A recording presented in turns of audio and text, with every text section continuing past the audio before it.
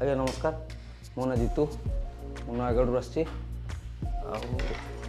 प्रिय विधायक अरुण भाई सहित मु आज 7-8टी बाई इलेक्शन भाई सहित बुलिली भाई होती भारी सरल मनीष सादा सीधा लोक विजयपुर इलेक्शन देखी पदमपुर इलेक्शन झामर देखी और पिपिल देखी बहुत इलेक्शन बुली भाईंर हाई फाई ना साधारण खाद्य भात टे सतुला टे आ भजा टे बिना तेल पुणी सका कि ना भाईंर भाई साधारण ओट्स टे खाती ना भंडा टे खाती आउ तो आपुल टे सेव टे खाती आमर यहीटा है आम रोषेशाला भाईंर कैंप सब खुलम खुला आम हाई फाई भाईंर से लिस्ट ना स्टाटस भाई साधारण घर रहती विजयपुर मतलब साधारण गोटे छुटिया घर रही पदमपुर भी गोटे छुटिया घर रही आम निजे रोषे करूँ भाईंर भात डालमा साधा बिना तेल सतुला भी बिना तेल शाग भजा आगुड़ाक सबू आम भाई पिला ही रोषे करूँ भाईंर ड्राइवर अच्छा मुई अच्छी मु केयर टेकर मु सदा भाई केयर रखे केयर रखे सका भाई मर्णिंग आसला भाई तांकर से फल टे खाइबे ना गुड्स टे खाइबे ना दलिया टे खाइबे नहीं तो चूड़ा टे खाती आउे साधारण रोषे तो हुए आमर आरंभ हुए भाई से गोटे 2टा भितर आसती निजे फिल्ड बुल लोक बर्तमान तो कम दिन रोषे 4-5 दिन होती बर्तमान 30-40-50 लोग खाऊँ किंतु आगु को बढ़ी पारे मिनिमम 100-150-200 पर्यटन भी लोक रोषे हुए बर्तमान आम जी सामान रखीचु 50 लोक खाइबा 200-300 लोक हेल्ले से पुणी आम सामान आणु पछरे आम ही समस्ते सबकि सांग हो करूँ आम निजे हंडा माजबू निजे खाया देवु निजे बाढ़ू निजे रोषे करूँ भाईंर सब निआर खाते से भाई की समस्त भल पाती ओडिशा सब नेता भल पाती बीजेपी लोक भी भल पाती कांग्रेस भी भल पाती भाईंर सरल चालीचलन सरल खाइबा बहुत लोक कैंप छाड़ी आमिष कैंप छाड़ी भाईंर साधारण खाइबा आसती सादा खाइबा कहीं बाहर जगह रही तेल मसला सब ये होटेल गुड़ाक तेणु भाईंर जो बिना तेल बिना मसला रोषे हुए से भाई को खाद्य भल लगे समस्त आसती बहुत लोग भाई भल पाती खाली खाइबा ही आम कैंप को आसती देखी बहुत लोग खाती एमएलए मैंने भी आसती नेता मैंने भी चेयरमैन आसती स्टेट राज्यर प्रेसिडेंट आसती आमर सामाजिक भाई मैंने भी आसती भाई क्या खाई जाती भाईंर खाइबा अलग पूरा निआरा आज्ञा आज्ञा भाई तो शोला बेले गोटे 2टा-3टा हो जाए तार ठीक ठिकाना नहीं किंतु उठला बेले से सकाल 7 उठे उठला भाईंर पानी ग्लास टे पीबे तापर भाई आसबे जगिंग टे करेंगे लैट्रिन गलापर सी जगिंग गलापर आसिक से फल फल खाती तापर सी जदि इच्छा है से गाड़ी में रहे चूड़ा भजा रहे भाई आगे खाईदे फिल्ड जी आसला से गोटे 2टा भितर खाती आ संध्या बेले किसी ना भाई गाड़ी में से मुड़ी भजा रहे चूड़ा भजा रहे भाई से गुड़ा खाती राति 2 पट रुटी आउ भजा टिके से खाती नहीं तो सतुला भाईंर सादा सतुला सब सीझा परिबा खाली लुण हलदी पड़ो जीरा पाउडर पड़ो आउ कि पड़े नहीं खाद्य तेल कम लुण हलदी जीरा पाउडर टिके से सतुला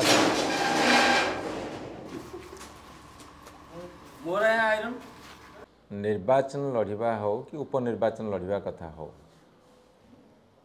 आमर मूल मंत्रटा कौन हवा आवश्यक अच्छी मूल मंत्रटा हूँ आमे केते सिंपल हो पारिबा केते सरल हो पारिबा आमर समस्त गोटे प्रोब्लेम अच्छी अधिकांश व्यक्तिंकर बहुत प्रोब्लेम अच्छी पॉलिटिक्सटा होची बा राजनीति होची समाज सेवार सर्वोच्च क्षेत्र समाज सेवा करने को जिते आम आसुचे से आमर गोटे मुख्य अभ्यास हवा दरकार जे सरल जीवन यापन करवा सरल कथा कहवा सरल व्यवहार करवा एवं सब कथा को सिंपल वे नवा कथा କିନ୍ତୁ ମୁଁ ବହୁତ ନିର୍ବାଚନ ଲଢ଼ିଛି, ଉପନିର୍ବାଚନରେ ମଧ୍ୟ ଭାଗ ନେଇଛି ବହୁ ବର୍ଷ ଧରି। ଅନେକ ଜାଗାରେ ଯେତେବେଳେ ଛାତ୍ର ଅବସ୍ଥାରେ ଥିଲୁ କର୍ମୀ ଭଳିଆ ଯାଉଥିଲୁ, ଯେତେବେଳେ MLA ହେଲୁ ଜଣେ ଲିଡର ହିସାବରେ ଯାଉଛୁ, ବହୁତ ନିର୍ବାଚନ ଉପନିର୍ବାଚନ କଣ୍ଡକ୍ଟ କରିଛୁ। ମୋର ଦୁଃଖଟା ହେଉଛି ମୁଁ ଯେଉଁ କଥାଟା ଅନେକ ସମୟରେ କହିଛି, it is very difficult to be simple, it is very simple to be difficult. ସରଳ ହେବା ଜୀବନବ୍ୟାପୀ ସାଧନା, ଆଉ ବଡ଼ ଲୋକ ହେବା କି ଅୟେଶ ଆରାମ ବିଳାସ ବେସନ କରିବା ଇଏ ଅତି ମାମୁଲି କଥା। ଜଣେ ଚାହିଁଲେ ହାତ ପାହାନ୍ତାରେ ଥିବ ସେ କରିପାରିବ। ମୁଁ ଯେତେ ଉପନିର୍ବାଚନ ଲଢ଼ିବାକୁ ଯାଇଛି, ଦାୟିତ୍ୱ ନେଇଛି, ଯେଉଁ ଅଞ୍ଚଳରେ ମୋତେ ଦିଆଯାଏ, ମୁଁ ପ୍ରଥମେ ଦେଖେ ଗୋଟେ ଅତି ସାଧା ଘରଟି ହେଇଥିବ, ଯେଉଁ ଘରେ କି ମାନେ AC ବିଲକୁଲ ନଥିବ, ଗୋଟେ ସାଧାରଣ ଫ୍ୟାନ୍ ହେଲେ ଚଳିବ। ଏମିତି ଟାଇଲ୍ ପଡ଼ିବା ଦରକାର ନାହିଁ କି ମାର୍ବଲ ପଡ଼ିବା ଦରକାର ନାହିଁ, ଗୋଟେ ସାଧା ସିଧା ଘରଟି ହେଇଥିବ। ଏବଂ ସେଠି ଗଲେ ଗ୍ୟାସ୍ ଚୁଲାଟେ ଆଉ ଡେକ୍ଚି କଡ଼େଇ ରୁହେ, ଯେଉଁଥିରେ କି ଆମେ ଭାତ ଟିକେ, ଡାଲି ଟିକେ, ତରକାରୀ ଟିକେ, ଡାଲମା ଟିକେ, ଶାଗ ଟିକେ, ସଜନା ଛୁଇଁ ଟିକେ, ସନ୍ତୁଳା ପ୍ରାୟତଃ ବେଶୀ, ଏଇଭଳିଆ ଖାଦ୍ୟ କେମିତି ଖାଇବୁ। କିନ୍ତୁ ମୋତେ ବଡ଼ ଆଶ୍ଚର୍ଯ୍ୟ ଲାଗେ, ଭାରି ଦୁଃଖ ବି ଲାଗେ। ଆଉ କ'ଣ ଲାଗେ କହିବିନି, ଆଶ୍ଚର୍ଯ୍ୟ ଲାଗେ, ଦୁଃଖ ବି ଲାଗେ। କେମିତି ଭଲରେ ଖାଇବୁ, କେଉଁ ହୋଟେଲରୁ ଆସିବ, କେଉଁ ମେନୁ ହେବ, ଏଇ ଯେଉଁ ବରାଦି ନା, ଏଇଟା ସମାଜସେବାର ଲକ୍ଷଣ ନୁହେଁ। ଯେଉଁ ଦଳ କରୁଛନ୍ତି, ଯେତେ ଦଳ ଅଛନ୍ତି, ଯିଏ ବି କରୁଛନ୍ତି, ମୁଁ ଆକୁ ନାପସନ୍ଦ କରେ। ତେଣୁ ମୁଁ ସରଳ ଭାବରେ ରହିବା, ସରଳ ଖାଦ୍ୟ ଖାଇବା ଏବଂ ସାଧାରଣ ଲୋକଙ୍କ ସାଥିରେ ସାଧା ସିଧା ଭାବରେ ମିଶିବା, ଏଇଟା ହେଉଛି ମୋର ଗୋଟେ ବଡ଼ ମାନେ ଗୁଣ ଏବଂ ଏଇଟା ଗୋଟେ ବଡ଼ ଚ୍ୟାଲେଞ୍ଜ ମୋ ପାଇଁ। ଖାଲି କଥାରେ କହିଲେ ହେବନି, କାମରେ କରି ଦେଖିବାକୁ ପଡ଼ିବ। ଆପଣଙ୍କୁ ମୁଁ କେତୋଟି କଥା କହୁଛି। ଯେତେବେଳେ ଏଇ ରିସେଣ୍ଟ କିଛି ଉପନିର୍ବାଚନ ସବୁ ଯାଇଛି, ଆମେ ବିଜେପୁର ଦୁଇ ଥର ଆସିଛୁ। 19 ମସିହା ପୂର୍ବରୁ ଆସିଥିଲୁ ବାଇ ଇଲେକ୍ସନ୍, 19 ମସିହା ପରେ ବି ଆସିଛୁ। ବ୍ରଜରାଜନଗର ଯାଇଛୁ, ଝାରସୁଗୁଡ଼ା ଯାଇଛୁ, ପଦମପୁର ଯାଇଛୁ ଏବଂ ମଝିରେ ମଧ୍ୟ ତିର୍ତ୍ତୋଲ ଯାଇଥିଲୁ, ବହୁତ ଆଡ଼େ ଯାଇଛୁ। ଅନେକ ସମୟରେ ମଧ୍ୟ ବିଭିନ୍ନ ଜିଲ୍ଲା ଅବଜର୍ଭର ହେଇଛୁ। ଯେଉଁ ଜାଗା ମୁଁ କହିଲି ଆପଣ ଭେରିଫାଇ କରିପାରନ୍ତି, ଆପଣ ପଚାରି ପାରନ୍ତି, ବୁଝିପାରନ୍ତି ଯେ ଆମର ବଞ୍ଚିବା ରହିବା ଷ୍ଟାଇଲଟା କ'ଣ, ବଞ୍ଚିବା ଆଉ ରହିବା ଷ୍ଟାଇଲଟା କ'ଣ, ଖାଇବା ଷ୍ଟାଇଲଟା କ'ଣ। ମୁଁ ଷ୍ଟାଇଲ ଶବ୍ଦ ୟୁଜ୍ କଲି, ମାନେ ପ୍ରଣାଳୀଟା କ'ଣ। ନିର୍ବାଚନରେ କିଏ ଜିତିବ, କିଏ ହାରିବ, କାହା ବି କେତେ ଷ୍ଟ୍ରଙ୍ଗ କ୍ୟାମ୍ପେନ୍ କରିବ, ସେ ପର କଥା, ସେ ଜାଣି ମୁଁ ଯିବିନି। ମାନେ ଜଣେ ସାଧାରଣ ମଣିଷ ସାଥିରେ ସାଧାରଣ ବ୍ୟକ୍ତି ହେବା, ଏଇଟା ବଡ଼ ଚ୍ୟାଲେଞ୍ଜ। ମୋର ତ ନିବେଦନ ରହିବ ସମସ୍ତଙ୍କୁ, ଭାରତବର୍ଷର, ଖାଲି ଓଡ଼ିଶାର ନୁହେଁ, ଭାରତବର୍ଷ ସମସ୍ତଙ୍କୁ ଏ ରଏସ୍ ମାର୍କା ଜୀବନଯାପନ ଛାଡ଼, ସାଧାରଣ ମଣିଷ ହୁଅ, ତାହେଲେ ସାଧାରଣ ମଣିଷର କଥା ଓ ବ୍ୟଥାକୁ ବୁଝିବାରେ ସକ୍ଷମ ହେବ ଏବଂ ସେମାନଙ୍କର ପ୍ରିୟ ମଧ୍ୟ ହେବ। କିନ୍ତୁ ଏଠି ଆଉ ଗୋଟେ କଥା ମୁଁ ଆପଣଙ୍କୁ କହି ରଖେ ଯେ ସାଧାରଣ ଲୋକ ମଧ୍ୟ ଧରି ନେଲେଣି ଯେ ଉପର ସ୍ତରକୁ ଯିବ ସିଏ ଟିକେ ଥାର୍ଡ଼ ୱାର୍ଡ଼ରେ ଆସିବ, ଏମିତି ଗୋଟେ ମାନସିକତା ସୃଷ୍ଟି ହେଇଯାଉଛି। ଲୋକ ପସନ୍ଦ କରନ୍ତିନି, କିନ୍ତୁ ଧୀରେ ଧୀରେ ଆଧୁନିକ ସମାଜର ଯେତେବେଳେ ପ୍ରଗତି ହେଉଛି, ଆଧୁନିକ ସମାଜ ତିଆରି ହେଉଛି, ସେଥିରେ ଲୋକଙ୍କର ମଧ୍ୟ ଏଇଟା ଅସ୍ଥି ମଜ୍ଜାଗତ ଦେହସ୍ୟ ହେଇଯାଉଛି। ବୋଧେ this is the style of the political leaders. ନା, ଠିକ୍ ନୁହେଁ, ଠିକ୍ ନୁହେଁ। ଯଦି ଯେଉଁ ଭାରତବର୍ଷର ଗାନ୍ଧୀ ମହାତ୍ମା ଶିଖେଇଛନ୍ତି ଯେ ସରଳ ଜୀବନଯାପନ କରିବା, ସରଳ ମଣିଷଟି ହେବା, ସରଳ ଖାଦ୍ୟ ଖାଇବା ଏବଂ ଯେଉଁ ସରଳପଣିଆ ଯୋଗୁରୁ ଓଡ଼ିଶାରେ ମାନ୍ୟବର ନବୀନ ପଟ୍ଟନାୟକ ସମସ୍ତଙ୍କର ଅତି ଆଦରର ଏବଂ ପ୍ରିୟ, এটা ସାଧନା, ଏ ସାଧନା କରିବା ଉଚିତ। ପ୍ରତ୍ୟେକ ରାଜନୈତିକ ବ୍ୟକ୍ତି ଏ ସାଧନା କରିବା ଦରକାର। ସବୁ ଦଳଙ୍କ ପାଇଁ ମୋର ଏଇଟା ଆହ୍ୱାନ ରହିବ। ନହେଲେ କ'ଣ ହେବ କି, ଆମେ ଯେଉଁ ଉଦ୍ଦେଶ୍ୟରେ ରାଜନୀତି କରୁଛେ, କଥାରେ କହୁଛେ ଲୋକମାନଙ୍କ ପାଇଁ, ସମାଜ ପାଇଁ, ସେଇଟା ନିଜକୁ କରିକି ଦେଖିବାକୁ ପଡ଼ିବ। ସେଇଟା ତୁମ ଭାବନା ଭିତରେ ଯେତିକି ରହିବ, ତୁମ ହୃଦୟ ଭିତରେ ତାଠୁ ଅଧିକା ରହିବ, ତୁମ ଚାଲିଚଳନ, କାର୍ଯ୍ୟକଳାପ, ଆଚାର ବ୍ୟବହାରରେ ଅଧିକା ପ୍ରତିଫଳିତ ହେବା ଦରକାର।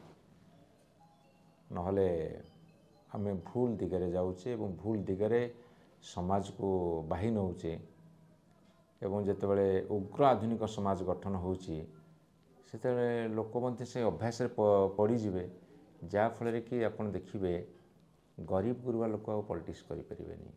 ଯେଉଁମାନଙ୍କ ପାଖରେ ମେଧା ଅଛି, ଯେଉଁମାନଙ୍କ ପାଖରେ ପ୍ରଜ୍ଞା ଅଛି, କିଛି କରିବାର ନିଶା ଅଛି, ସେମାନେ ଯଦି এই ବଡ଼ ବଡ଼ ଷ୍ଟାଇଲ୍, ବଡ଼ ବଡ଼ ଲାଇଫ୍ ଷ୍ଟାଇଲ୍ ମାନେ ଆସିବେ, ପଇସା ଅଛି ବୋଲି ଆସିବେ, ସେମାନଙ୍କ ଆଗରେ ମାନେ ହଜିଯିବେ। ଆଉ ଅଗଣିତ ଦୁଃଖୀ, ରଙ୍କି, ଭୋକିଲା ଆଉ ତଳେ ପଡ଼ିଥିବା ଲୋକଙ୍କର କଥା ବୁଝିବା ବଡ଼ ଡିଫିକଲ୍ଟ ହେଇଯିବ। ଆଉ ଲୋକ ସମ୍ପର୍କ ଗୋଟେ କଥା ହେଉଛି, ତୁମେ ଯଦି ତୁମ ନିଜକୁ ଗଢ଼ିବ ଏବଂ ଯେକୌଣସି ଲୋକକୁ ଦେଖିଲେ ଭାବିବ ଗୋଟେ ନିଜର ମଣିଷ, ଆପଣାର ମଣିଷ, ଯଦି ତୁମ ଅନ୍ତରାତ୍ମା ଭିତରୁ, ତୁମ ମାନସିକତା ଭିତରୁ ଆସିବ ଯେ ଏ ଲୋକ ମୋ ନିଜର ବୋଲି, ମୁଁ ତାକୁ ଚିହ୍ନି ନଥାଏ କି ସିଏ ମୋତେ ଚିହ୍ନି ନଥାଉ, କିନ୍ତୁ ଆପଣା ଯେଉଁ ନିଜର ପଣିଆ ଭାବନାଟା ଯଦି ମନକୁ ଆସୁଥିବ ନା, ପ୍ରିୟ ହେବ। ଆଉ ସବୁଠୁ ବଡ଼ କଥା ଗୋଟେ ହସଟିଏ ଦେବ। ପ୍ରଥମେ ଟିକେ ହସଟିଏ ଦେବ, ଭଲ କଥା ଦିପଦ ପଚାରିବ। ଆପଣ ଏଇଠି ଗୋଟେ ଉଦାହରଣ ଦେଉଛି, ବଡ଼ ଉଦାହରଣ। ମୁଁ ମଧ୍ୟ ନୟାଗଡ଼ରେ ନିର୍ବାଚନ ବେଳେ, କେବଳ ନିର୍ବାଚନ ବେଳେ ନୁହଁ, ଅନେକ ଥର ମଧ୍ୟ କୃତଜ୍ଞତା ଜଣାଇବାକୁ ଯାଇ ମୁଁ ଗୋଟେ କଥା କହିଛି। ଯଦି ଘରେ ଗୋଟେ ଗାଈ ବଳଦ ପୋଷୁଛେ ଆମେ, କି ଶୁଆଟେ ପୋଷୁଛେ, ନେଉଳଟେ ପୋଷୁଛେ, କୁକୁରଟେ ପୋଷୁଛେ, କି ଯେଉଁ ପୋଷା ଜୀବଜନ୍ତୁକୁ ଆମେ ପୋଷୁଛେ, ସେ କେତେ ଲୟାଲ୍ ରହୁଛି, ତାର କେତେ ଆନୁଗତ୍ୟ। ତାକୁ ଗଣ୍ଡେ ଖାଇବାକୁ ଦେଇଥିବା, ଟିକେ ଆଉଁସି ଦେଇଥିବା, ଏତିକିରେ ସେ ଏତେ ଲୟାଲ୍ ହେଇପାରୁଛି। ଯଦି ଲୋକମାନେ ଆମକୁ ଭୋଟ ଦେଉଛନ୍ତି, ନେତା କରୁଛନ୍ତି, ତାହେଲେ ଆମେ କାହିଁ ଲୋକମାନଙ୍କ ପାଖରେ ଲୟାଲ୍ ରହିବାନି? କାହିଁକି ଆନୁଗତ୍ୟ ପ୍ରକାଶ କରିବାନି? କାହିଁକି ଆମେ ଭୁଲି ଯାଉଛେ ଯେ ଏଇମାନଙ୍କ ଯୋଗୁରୁ ଆଜି ଆମେ ଏଇ ଜାଗାରେ ବସିଛେ? ସେ ରାଜନୀତି କ୍ଷେତ୍ରରେ ହେଉ କି ଯେଉଁମାନେ ଚାକିରି କରିଛନ୍ତି, ବଡ଼ ବଡ଼ ଅଫିସର, ଛୋଟ ଚାକିରିଆଟେ ହେଉ, ତାଙ୍କରି ପଇସାରେ ଆମେ ଦରମା ପାଉଛେ। ଯଦି ସେଇ କଥା ସେ ଭାବୁଥାନ୍ତେ, ଏ ଯେଉଁ ଆନୁଗତ୍ୟର ଭାବନାଟା ନା, ଯେଉଁ ଲୟାଲିଟି, ଆଉ ସେଇଟା ଯଦି ରହନ୍ତା ଏ ଦେଶରେ, ତାହେଲେ ଏ ଦେଶର ଆଜି ଏଇ ଦୁରାବସ୍ଥା ହେଇନଥାନ୍ତା। ଲୟାଲିଟି, ଆନୁଗତ୍ୟ, ଯାହା ଯୋଗୁରୁ ଆମେ, ହଁ, ବାପା ମା ତ ଜନ୍ମ ଦେଉଛନ୍ତି, ବଡ଼ ହେଲା ପରେ ତାଙ୍କୁ ମଧ୍ୟ ଆଜି ଅବହେଳା କରିବାକୁ ଏ ସମାଜରେ ଅଧିକାଂଶ ଲୋକ ପଛଉନାହାନ୍ତି। ବହୁତ ଲୋକ ଅଛନ୍ତି ବାପା ମାଆର କେୟାର ବହୁତ ଭଲରେ ନିଅନ୍ତି।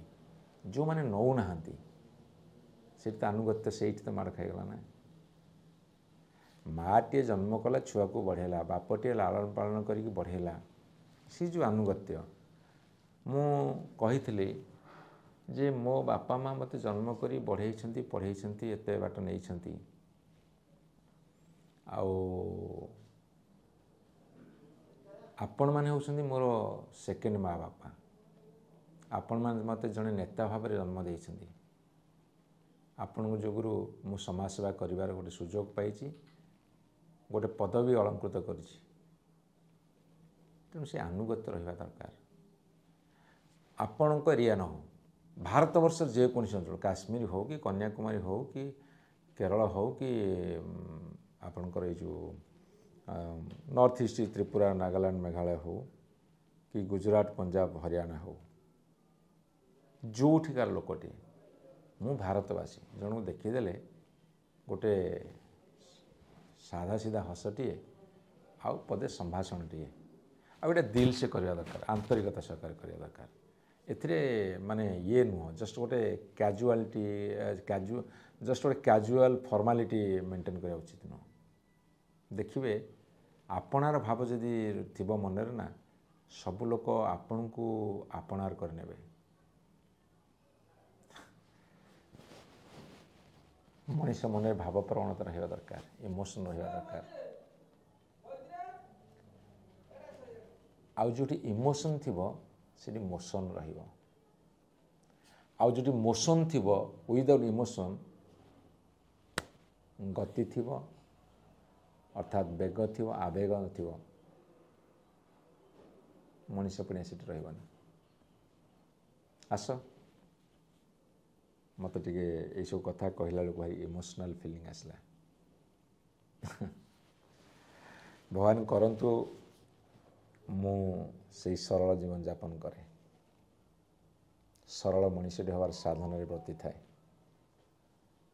ଧନ୍ୟବାଦ ସୁନୀଲ ବାବୁ, ମୋତେ ବହୁତ ବାଧ୍ୟ କଲ ଯେ କେମିତି ରହୁଛ, କେମିତି ଖାଉଛ, କେମିତି ବୁଲୁଛ ଦେଖିକି। ମୁଁ ଶତବାର ମନା କଲା ପରେ ମଧ୍ୟ ତୁମେ ଏ କଥା କହିଲ ଏବଂ ମୋ ଆଖିରେ ମଧ୍ୟ ଦୁଇ ଟୋପା ଲୁହ ଆଣିଦେଲ। ସୁନୀଲ ବାବୁ, ମୋ ଆଖିରେ 2 ଟୋପା ଲୁହ ଆଣିଦେଲ। ଧନ୍ୟବାଦ।